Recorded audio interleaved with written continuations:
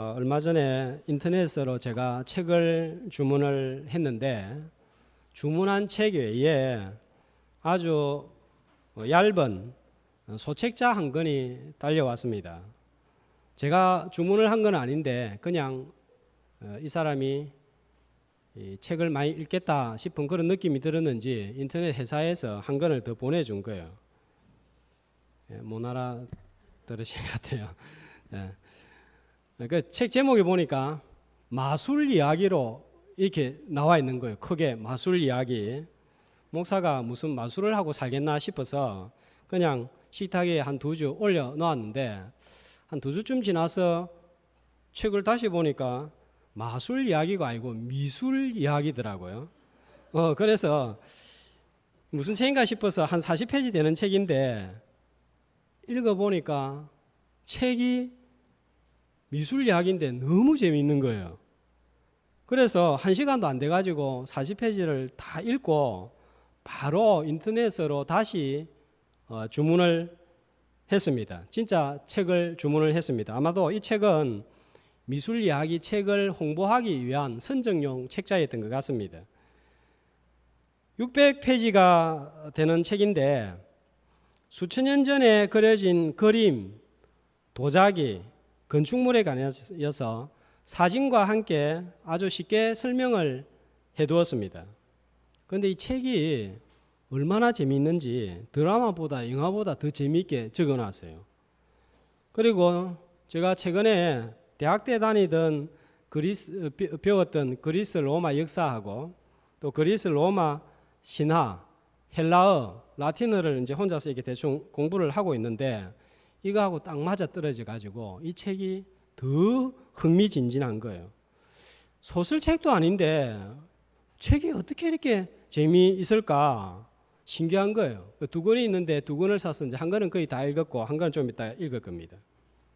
그러면서 보니까 이 책과 관련된 책이 또 너무 많이 있는 거예요. 평상시에도 이런 생각을 가졌지만 세상에 책들이 왜 이렇게 많나? 야, 정말 책이 많다 싶은 생각이 들었습니다. 이 책에 유익한 내용들이 너무 많이 들어 있습니다. 누구든지 내 관심 분야가 있어서 책을 찾아보면 수천만 권이, 수만 권이 있습니다. 자, 이런 책들은 우리한테 엄청난 재미를 주고 유익을 주고 정신세계를 넓혀주고 인생을 풍요롭게 고상하게 만들어줍니다.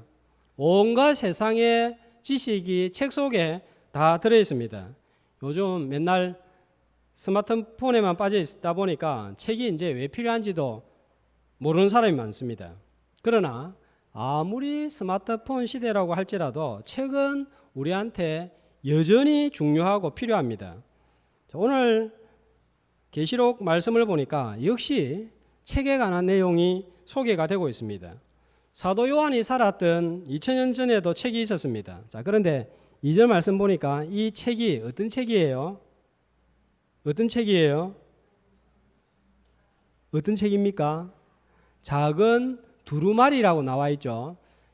이전 성경에는 작은 책이라고 번역이 되어 있는데 여기서는 작은 두루마리로 번역을 했습니다. 지금은 종이가 책의 재료지만 이전에는 두루마리가 책의 재료였습니다.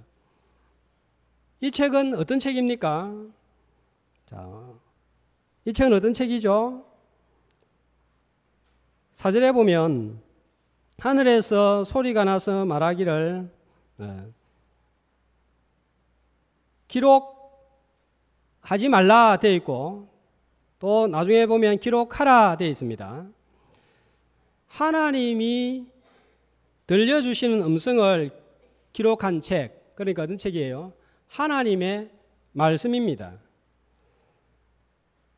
수많은 책들이 있는데 본문에 나오는 작은 책과 세상의 책들의 차이점이 분명히 있습니다. 뭡니까? 여러 가지 차이점이 있을 것입니다. 방금 말씀드린 대로 세상의 책들은 우리가 살아가는데 여러 가지 정보와 유익을 제공해 줍니다. 정말 감탄을 바라게 하는 책들이 있습니다. 저도 그 책을 보면서 어떻게 책을 이렇게 재미있게 기록할 수 있을까? 그 사람이 대단해 보이는 거예요. 기록한 책의 내용도 대단하고 기록한 사람도 대단합니다. 그러나 아무리 대단한 사람이 책을 기록을 했다고 해도 그 책이 아무리 엄청난 내용을 가지고 있다고 할지라도 그 책이 사람에게 과연 생명을 줄 수 있을까요? 그것도 영원한 생명을 줄 수 있겠습니까? 이것이 차이점입니다. 아무리 훌륭하고 대단한 책도 결국은 사람이 기록한 것이고, 아무리 사람이 대단해도 사람이 생명을 줄 수 없습니다. 더군다나 영생을 줄 수 없고 구원을 줄 수 없습니다. 생명은 사람의 소관이 아니기 때문입니다. 하나님의 말씀만이 생명을 줄 수 있는 거예요. 그래서 히브리서 4장 12절에 하나님의 말씀은 살았고 운동력이 있어 좌우의 날선 어떤 것보다 예리하여 혼과 영과 관절과 골수를 찔러 쪼개기까지 한다 그랬습니다. 자, 그래서 이 책은 생명을 줄 수 있고 구원을 줄 수 있고, 디모데후서 3장 15절 16절 내가 어려서부터 성경을 알았나니 이 성경은 구원에 이르게 하는 지혜가 있다, 그렇게 말씀하고 있습니다. 하나님이 생명의 주관자이기 때문에 하나님이 생명을 줄 수 있고, 하나님의 말씀을 따를 때에 우리가 영생을 얻을 수 있습니다. 생명의 주관자가 하신 말씀을 따라가면 영생을 구원을 얻을 수 있습니다. 온 세상이 불타고 없어질 때 나를 구원할 것이 무엇입니까? 세상의 책이 나를 불 속에서 구원할 수 있겠습니까? 그럴 수 없습니다. 오직 하나님의 말씀만이 나를 구원할 수 있습니다. 말씀을 듣고 따를 때 제일 중요한 생명을 구할 수 있습니다. 자, 지난번에 말씀을 드린 대로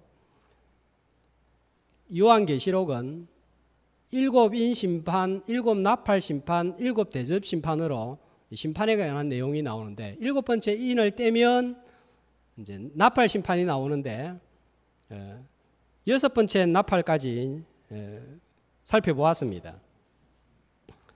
이제 7째 나팔이 불리면 세상에 종말이 오고 최후 심판이 시작이 됩니다. 9장 13절 말씀을 보시면 6째 천사가 나팔을 불매 내가 들으니 하면서 심판이 시작이 되었습니다. 그리고 11장 15절에 보면 7째 천사가 나팔을 불매 하면서 이제 심판이 시작이 됩니다. 자, 6번째와 7번째 나팔 심판, 그 사이에 10장, 11장이 들어있는데, 특별히 10장에서는 어떤 내용이 나오는가 하면 이 작은 책에 관한 내용이 기록이 되어 있습니다.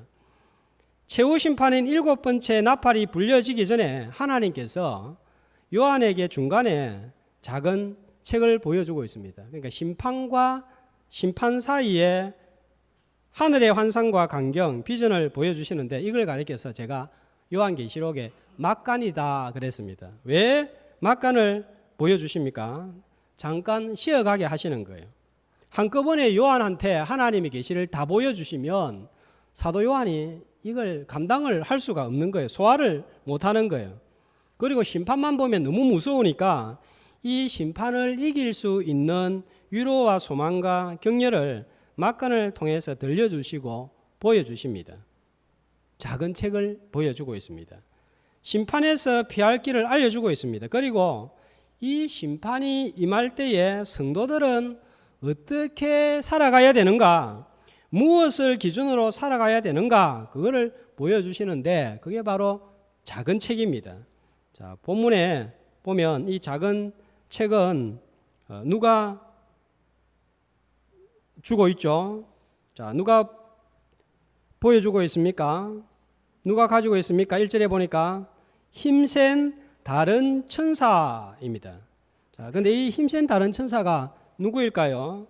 묘사된 모습을 보면 예수님 같기도 하고 하나님 같기도 합니다. 자, 1절에 보니까 힘센 천사 어떻게 묘사가 되어 있죠? 구름을 입고 하늘에서 내려오는데, 자, 누가 구름을 타고 하늘에서 내려오시죠? 예수님이 이 세상에 다시 오실 때에 구름을 타고 오신다 그랬습니다. 요한계시록 1장 7절에 보면 구름을 타고 오시는 예수님을 생각나게 만듭니다. 그 다음에 머리 위에는 뭐가 있죠? 무지개가 있죠. 요한계시록 4장 3절을 보면 하늘의 광경을 요한에게 보여주는데 무지개가 하늘 보좌를 두르고 있고, 자, 그 보좌에 앉으신 분이 있습니다. 그리고 24장로들과 천사들이 막 찬양을 하고 있습니다. 그 찬양단의 이름이 뭐예요? 모릅니까? 하늘 보좌 찬양단이에요. 모릅니까? 네, 거기 보면 보좌 주변으로 무지개가 있고 24장로들과 천사들이 거룩 하면서 찬양하는 장면이 나옵니다. 거기에서 수요 기도에 찬양을 이끌고 있는 하늘보좌 찬양팀이 나온 거예요. 그런데 하늘보좌 찬양팀은 이거 모르고 그냥 적은 것 같아요.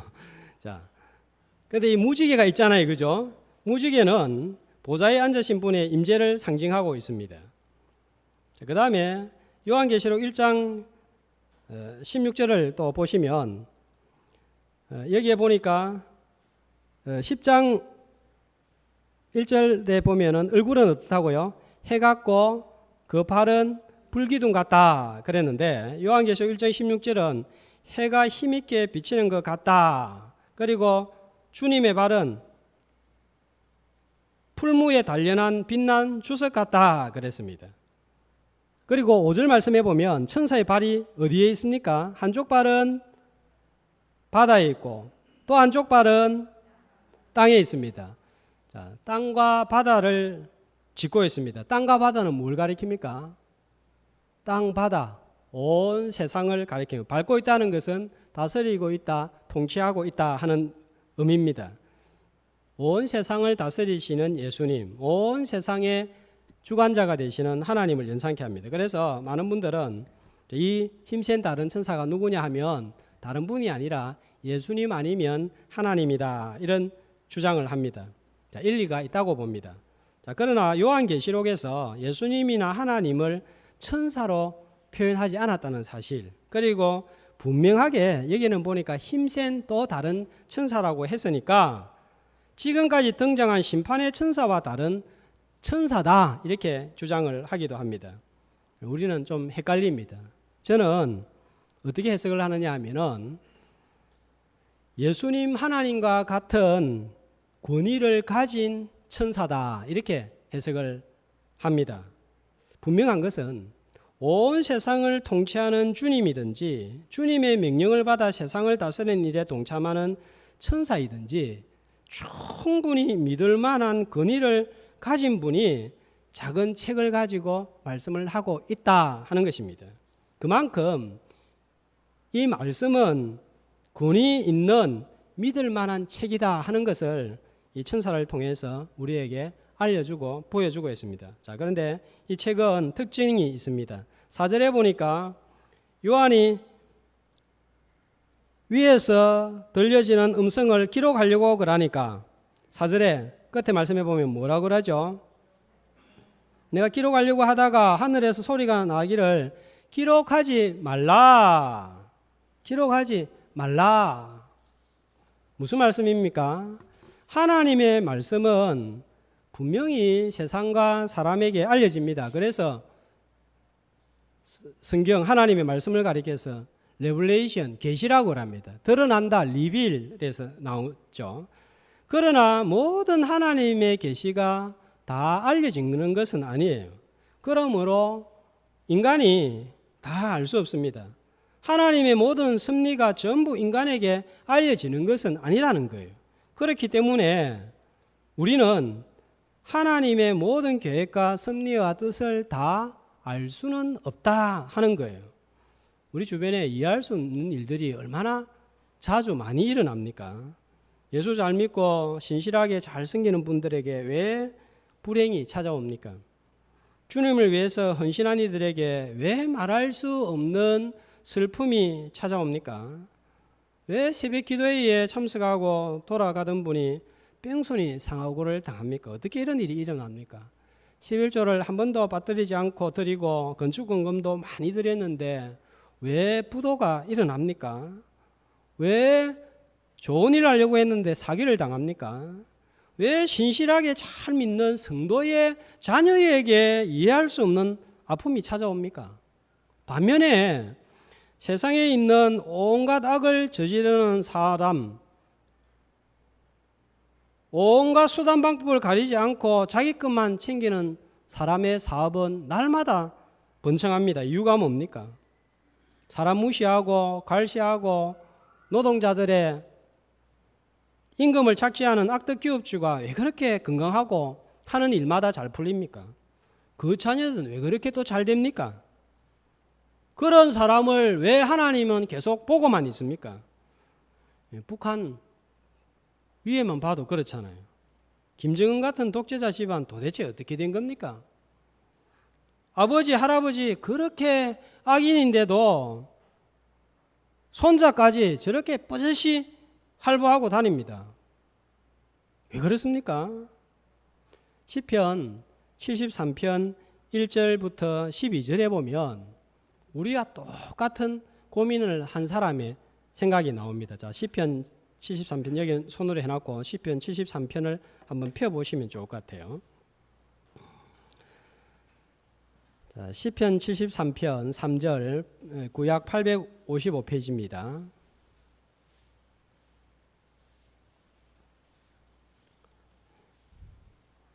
자, 내가 악인의 형통함을 보고 오만한 자를 보고 질투하였다.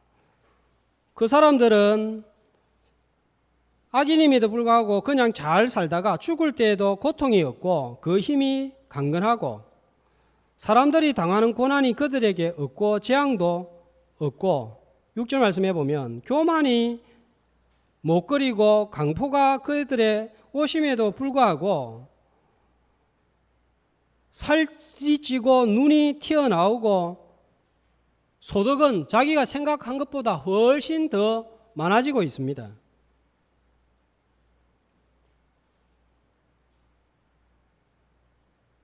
9절 말씀에 보면 입은 하늘에 두고 그들의 해는 마음대로 짓거리고 다니고 있습니다.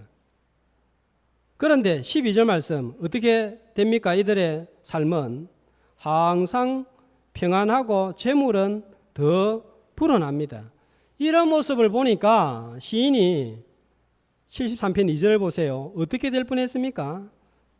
거의 넘어질 뻔하였고 나의 걸음이 미끄러질 뻔하였으니 믿음을 잃어버릴 뻔했고 실족 당할 뻔했다 하는 말씀입니다. 다 알 수 없습니다. 그러므로 하나님이 우리한테 알려주시는 범위 안에서만 만족해야 됩니다. 다 이해하려고 하는 것 자체가 교만입니다. 우리가 하나님을 다 이해해버리면 하나님은 하나님이 아니라 나와 비슷한 분이거나 나보다 조금 나은 분이 될 것입니다.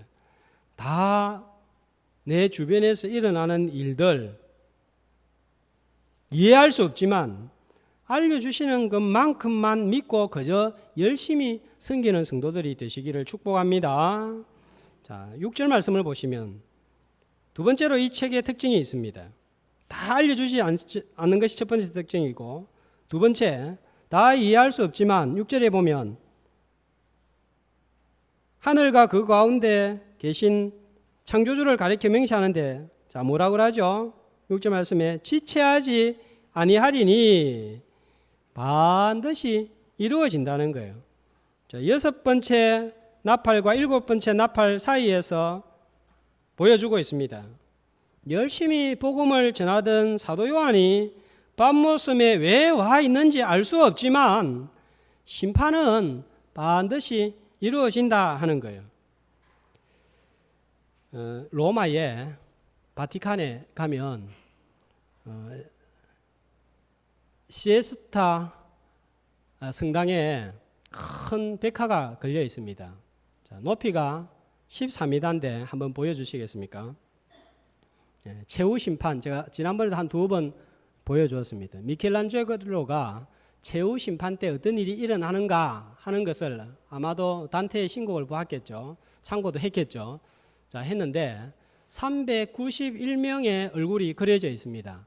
자, 그런데 중간을 자세히 한번 보세요. 자, 잘 보입니까? 어떤 그림입니까? 자, 좀 확대된 걸 한번 보겠습니다. 이 최후 심판, 자, 어떤 그림이죠? 뭐 하는 장면이죠? 나팔 부는 장면이죠. 그죠? 자, 나팔을 불고 있는데 나팔이 몇 개입니까?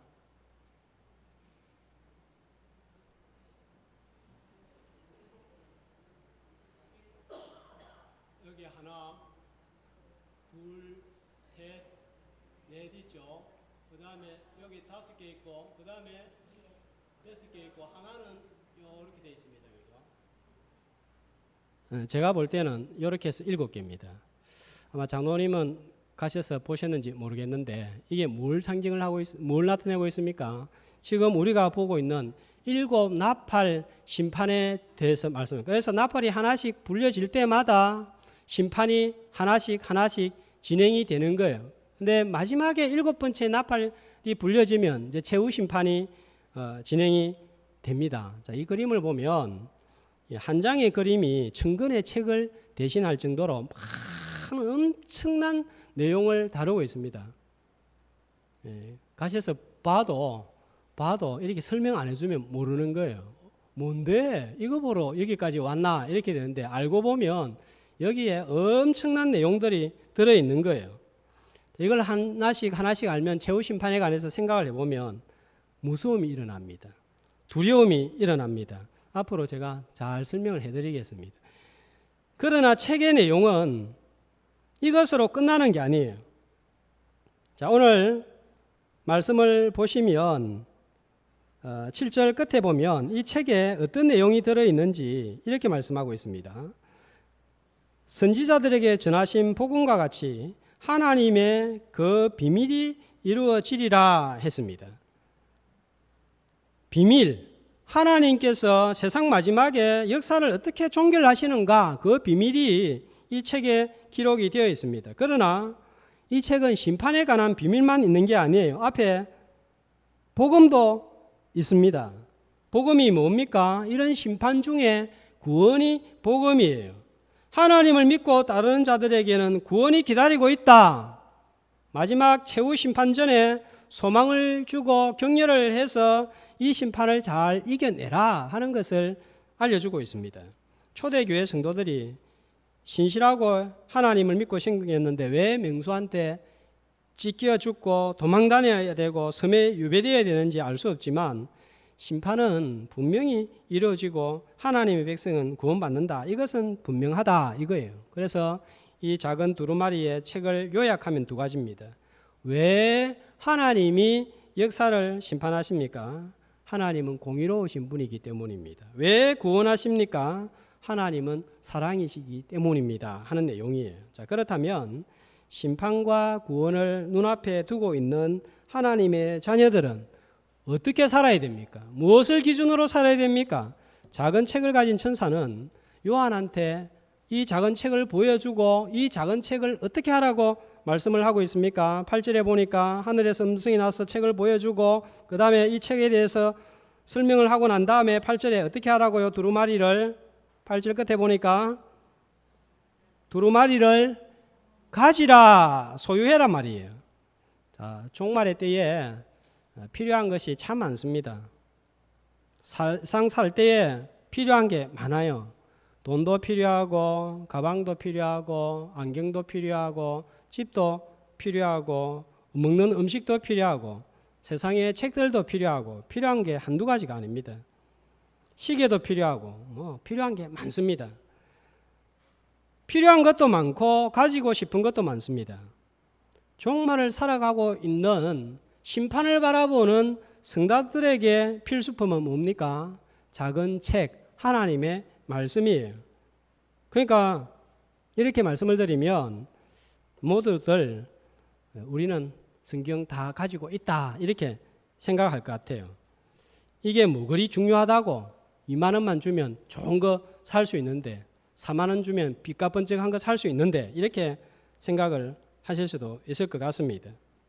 그러나 초대교회 당시에는 성경을 지금처럼 이렇게 흔하게 가질 수가 없었습니다. 아무나 가질 수 있는 책이 아니에요. 특권층 몇몇 사람들만 가지고 다녔습니다. 구텐베르그가 인쇄기를 발명하기 전까지만 해도 일반인이 성경을 가진다는 것은 상상도 못할 일입니다. 그래서 성경을 읽는 것이 아니라 듣는 것에 늘 의지했습니다. 말씀을 들으려고 하면 그러면 어떻게 해야 되겠습니까? 어디에 와야 되겠습니까? 교회에 나와야 되는 거예요.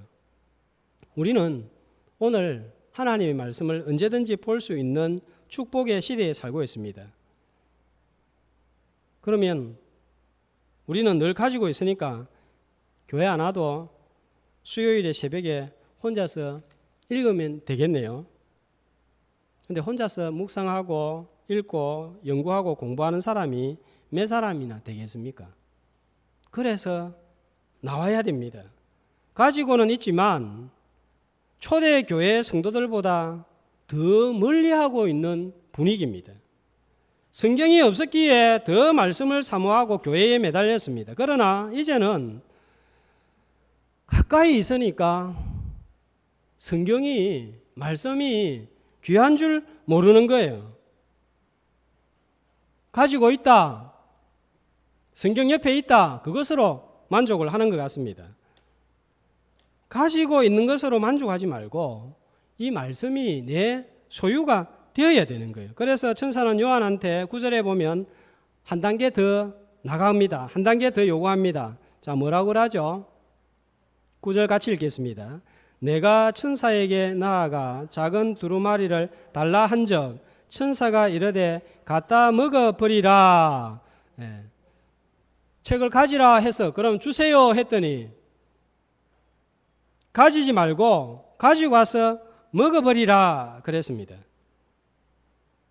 아무리 좋은 약을 가지고 있어도 먹지 않으면 낫지 않습니다. 먹어야 회복되고 낫습니다. 사람은 먹지 않으면 죽습니다. 그래서 매일 먹습니다. 자, 지난주도 많이 드셨죠? 많이 드셨지요? 몇 그릇 드셨어요? 저는 음식 일기라 해서 제가 먹은 걸 매일 기록을 해본 적이 있습니다. 하루 먹는 것은 얼마 되지 않는 것 같은데 일주일을 합산을 해보니까 양이 엄청나더라고요. 일주일 동안 먹는 게. 물도 많이 마시고 과일도 먹고 커피도 마시고 고구마도 먹고 아이스크림도 먹고 빵도 먹고 이렇게 먹기 때문에 이렇게 살고 있는 거예요. 영혼도 마찬가지입니다. 영혼도 먹어야 삽니다. 말씀을 먹어야 됩니다.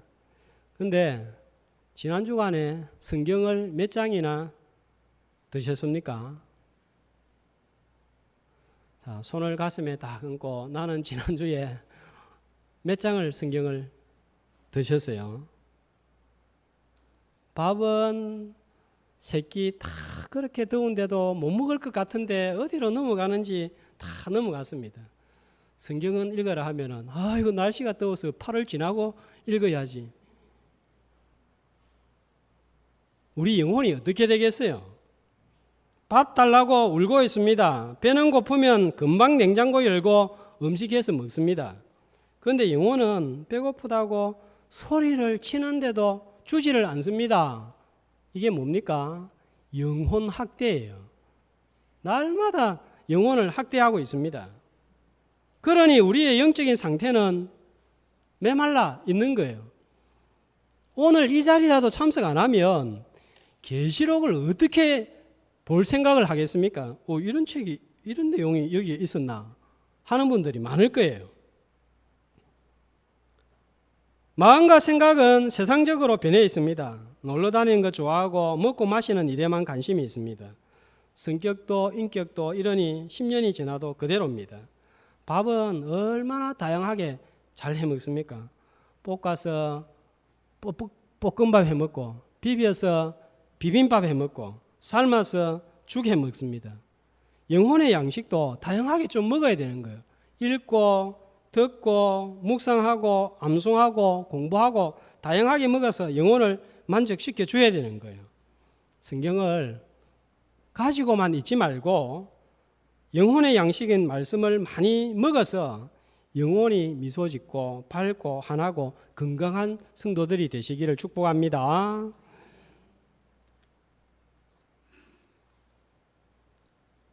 먹으면 어떻게 됩니까? 9절 말씀해 보니까 이 두루마리 책을 가져다가 먹으면 맛이 어떻죠? 입에는 달고 배에는 쓰다 그랬습니다. 가끔 먹으면 아주 맛있는 음식이 있습니다. 그런데 먹으면 참 맛있는데 목구멍 넘어가가지고 배 안에 들어가면 참 불편한 음식이 있습니다. 고생하는 분들이 있습니다. 왜 그렇습니까? 소화를 못 시켜서 그렇습니다. 아이스크림이 그런 거예요. 먹을 때는 입에 아주 달콤한데 먹고 난 다음에 배가 아픈 분들이 있습니다. 저는 돼지고기가 그런 것 같아요. 돼지고기 먹을 때는 참 맛있는데 중국 음식도 먹으면 참 맛있는데 먹고 나면 뒤탈이 꼭 납니다. 소화를 못 시켜서 그렇습니다. 말씀은 먹는 것으로 끝나지 않고 소화를 시켜야 됩니다. 그 소화를 시키는 게 뭡니까? 행하는 거예요. 말씀대로 사는 것입니다. 그런데 순종하는 것, 말씀대로 사는 것 쉽습니까? 어렵습니까? 어려운 거예요. 읽으면서 들으면서 이해도 되고 고개도 끄덕입니다. 때로는 은혜도 받습니다. 좋습니다. 그러나 대부분 여기까지예요. 들은 말씀대로 행하는 것은 참 어려운 거예요. 소화를 못 시킵니다. 오늘 말씀을 듣고 계시록에 이런 말씀이 있을 거구나. 그렇구나. 7나팔, 6나팔 이런 거구나. 고개를 끄덕이고 이해를 할 수도 있습니다. 그러나 이 말씀을 듣고 돌아가서 작은 책이라 했는데 이 책을 읽고 매일 성경으로 큐티를 하고 수요 기도에 나와서 영혼의 쟁기질을 하는 것은 새벽 기도에 나와서 마음의 쟁기질을 하는 것은 참 쓴 거예요. 이거 하려고 하면은 온몸이 다 비틀거리는 거예요. 그런데 성경은 뭐라고 그럽니까? 요한계시록 1장 3절에 보면 복 있는 사람에 대해서 말씀합니다. 읽는 자와 듣는 자와 행하는 자가 복이 있다 그랬습니다. 이것이 계시록을 기록한 목적입니다. 뭡니까? 행하기 위해서 기록했다는 거예요. 종말의 때에 지키고 순종함으로 복이 있는 성도들이 되시기를 축복합니다. 여기까지만 하면 좋겠는데 11절에 보니까 다 먹고 난 다음에 이제 뭐라 그럽니까? 11절 한 목소리로 그가 내게 말하기를 내가 많은 백성과 나라와 방언과 임금에게 다시 예언하여야 하리라. 뭐 해야 된다고요? 예언하여야 된다. 선포하라 하는 의미, 전하라 하는 거예요. 에스겔 3장 1절에 우리가 함께 전에 살펴봤습니다. 에스겔한테 뭐라고 그랬죠? 두루마리를 주시면서 보여주시면서 한 목소리로 너는 이 두루마리를 먹고 가서 이스라엘 말하라. 그래서 그때는 말씀의 제목이 먹고 가서 말하라 였습니다. 오늘은 가지라, 먹어라, 선포하라 하는 거예요. 내가 만난 하나님, 내가 받은 구원의 지혜, 깨달은 복음, 예수 그리스도를 전하라 이 말씀입니다. 전하는 거 어떻습니까? 최근에 누군가에게 복음을 전한 적이 언제입니까? 어떤 분은 10년 전, 어떤 분은 1년 전, 3개월 전. 훈련생들 사형리 지금 어디에 있습니까? 목사님 그거를 내한테 물으면 어찌합니까? 우리 집 고양이한테 물어봐야 됩니다. 어디에 있습니까? 가지고 행하고 전하는 것. 이것이 종말의 시대에 성도들이 할 일이고 사명이라는 것입니다. 빛과 소금의 행실로 정해야 되고 말로 전해야 됩니다. 7번째 나팔이 불려지면 더 이상 기회가 없습니다. 6번째와 7번째 나팔 사이에 우리는 살고 있습니다. 그냥 7번째 나팔 불기만을 기다리지 말고 하나님의 말씀인 작은 책을 가지고 먹고 전함으로 사명을 감당해서 종말을 준비하는 사명 감당하는 성도들 되시기를 주의 이름으로 축복합니다.